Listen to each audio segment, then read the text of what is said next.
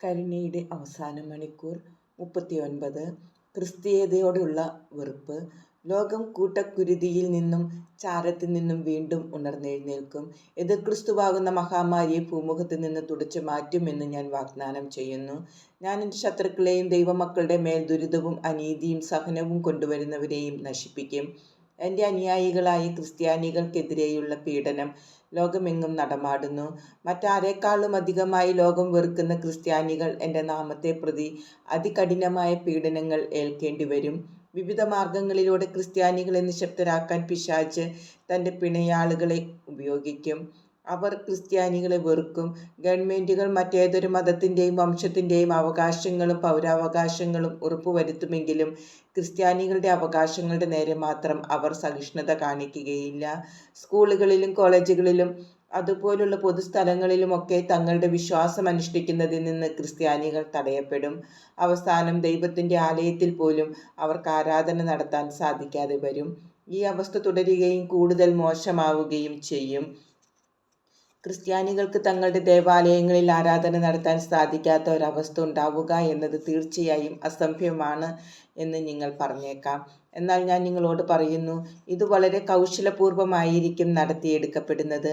ആ പ്രക്രിയയിൽ ദശലക്ഷക്കണക്കിന് മനുഷ്യർ ഒരു മുന്നറിയിപ്പുമില്ലാതെ വഞ്ചിക്കപ്പെടും. ശ്രദ്ധിച്ചു വീക്ഷിക്കുന്നവർക്ക് മാത്രമേ ഈ മാറ്റങ്ങൾ മനസ്സിലാവുകയുള്ളൂ. എല്ലാ ക്രിസ്തീയ സഭകളിലും എന്നിൽ വിശ്വസിക്കാത്തവരടക്കം എല്ലാവരെയും സ്വാഗതം ചെയ്യുക എന്നത് കുറച്ചു കഴിയുമ്പോൾ സ്വീകാര്യമായി മാറും.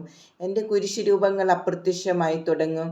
എൻ്റെ സഭകളും എന്നെ ശുശ്രൂഷിക്കുന്നു എന്ന് പറയുന്നവരും മാനവികതയുടെ പ്രാധാന്യത്തെക്കുറിച്ച് മാത്രം പ്രസംഗിക്കുമ്പോൾ മനുഷ്യർ എനിക്ക് കീഴ്വഴങ്ങേണ്ടതിൻ്റെ ആവശ്യകതയെക്കുറിച്ചും എൻ്റെ വഴി പിന്തുടരേണ്ടതിൻ്റെ പ്രാധാന്യത്തെക്കുറിച്ചും ഒന്നും കേൾക്കാനുണ്ടാകില്ല.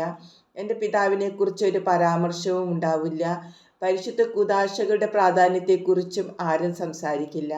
അതിന് പകരം മറ്റുള്ളവരുടെ ആവശ്യങ്ങളും അവരുടെ ക്ഷേമത്തിനു വേണ്ട കാര്യങ്ങളും നോക്കി നടത്തേണ്ടതിൻ്റെ ആവശ്യകതയെക്കുറിച്ചായിരിക്കും അവർ നിങ്ങളോട് പറയുന്നത്.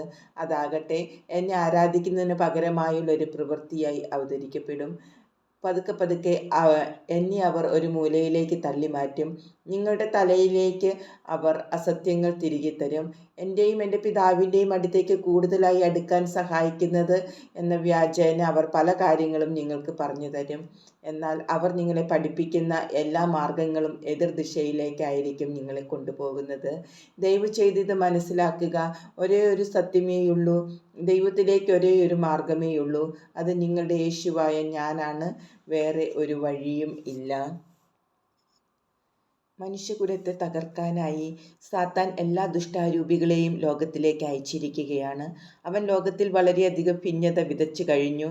അവർ ദേശങ്ങളെയും രാജ്യങ്ങളെയും തമ്മിൽ അടുപ്പിക്കുകയാണ്. ഭീകരാക്രമണങ്ങൾ ഇനിയും കൂടുതൽ വ്യാപകമാകും. എന്നാൽ ഏറ്റവും ഗൗരവതരമായ അടയാളം ക്രിസ്ത്യാനികൾക്കെതിരായുള്ള പീഡനമായിരിക്കും. ഇതിനു മുൻപൊരിക്കലും ഉണ്ടായിട്ടില്ലാത്തതുപോലെ ക്രിസ്ത്യാനികൾക്ക് തങ്ങളുടെ മതസ്വാതന്ത്ര്യവും വചനത്തോട് വിശ്വസ്തരായിരിക്കാനുള്ള അവകാശവും നിഷേധിക്കപ്പെടും. എൻ്റെ പ്രിയപ്പെട്ട അനുയായികളെ ഓർക്കുക, നിങ്ങൾ പീഡിപ്പിക്കപ്പെടും. തങ്ങളുടെ അധരങ്ങളിൽ നിന്ന് തിന്മ പുറപ്പെടാൻ സ്വയം അനുവദിക്കുന്ന എല്ലാ പാവപ്പെട്ട ആത്മാക്കൾക്കു വേണ്ടിയും പ്രാർത്ഥിക്കുക. ക്രിസ്ത്യാനികൾക്കെതിരായ പീഡനം നിങ്ങളുടെ കൺമുമ്പിൽ തന്നെ കാണുമ്പോൾ ക്ഷമയോടെ ശാന്തരായിരിക്കുക. എന്തെന്നാൽ എൻ്റെ ദൈവികത മാത്രമേ എന്നേക്കും നിലനിൽക്കുകയുള്ളൂ.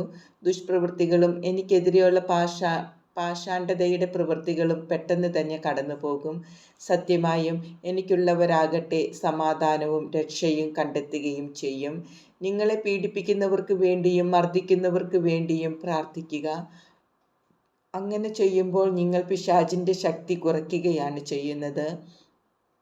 ലോകം പരീക്ഷിക്കപ്പെടാൻ പോകുന്നത് ഓരോരുത്തർക്കും മറ്റുള്ളവരോടുള്ള സ്നേഹത്തിൻ്റെ അളവനുസരിച്ചായിരിക്കും. എന്നോടും എൻ്റെ പിതാവിനോടുമുള്ള അവരുടെ സ്നേഹത്തിൻ്റെ അളവുകോലും യഥാർത്ഥ പ്രതിഫലനവും ആ പരസ്നേഹം തന്നെയാണല്ലോ. ദൈവത്തിൻ്റെ കരത്തെ എതിർത്ത് നിൽക്കരുത്.